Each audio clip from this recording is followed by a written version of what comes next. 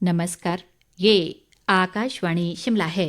अब आप प्रभा शर्मा से प्रादेशिक समाचार सुनिए।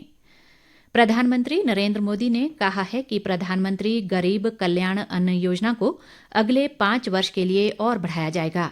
इस योजना के अंतर्गत देश भर में लगभग 80 करोड़ गरीब लोगों को प्रतिमाह 5 किलो मुफ्त अनाज दिया जाता है। आज छत्तीसगढ़ के दुर्ग में एक कार्यक्रम को संबोधित करते हुए उन्होंने कहा कि यह योजना इस वर्ष दिसंबर में खत्म हो रही थी।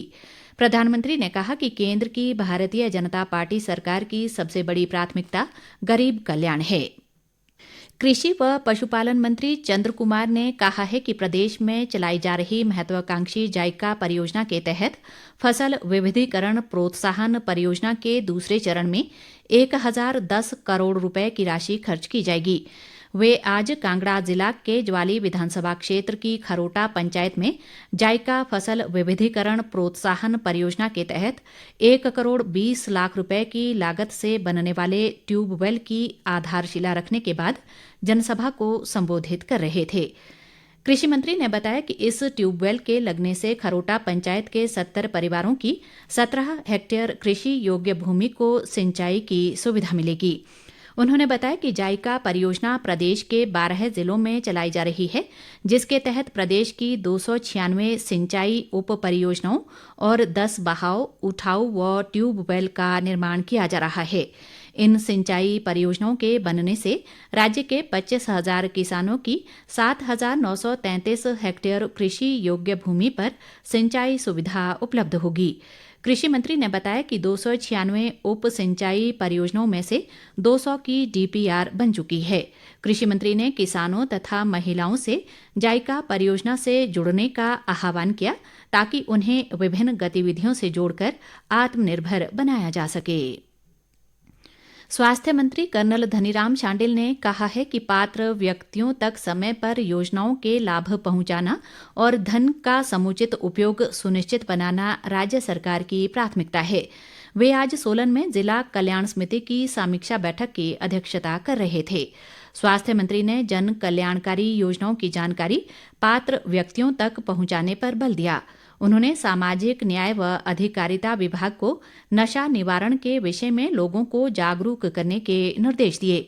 शांडिल ने वर्ष 2023-24 में विभिन्न योजनाओं के अंतर्गत सभी पात्र लोगों को शामिल करने के लिए अगले 15 दिनों में कार्यवाही करने को कहा। उन्होंने योजनाओं के सफल कार्यान्वयन के लिए सभी विभागों को आपसी तालमेल से कार्य करने के निर्देश दिए।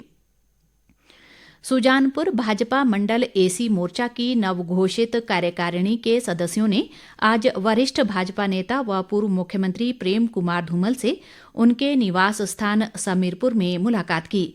जिला भाजपा सचिव विनोद ठाकुर ने बताया कि प्रेम कुमार धूमल ने कार्यकारिणी के सदस्यों को शुभकामनाएं देते हुए सभी से अपनी अपनी जिम्मेदारियों को ईमानदारी से निभाने का आह्वान किया। धूमल ने कहा कि भारतीय जनता पार्टी विश्व की सबसे बड़ी पार्टी है और यहां आम कार्यकर्ता देश का प्रधानमंत्री और मुख्यमंत्री बनता है।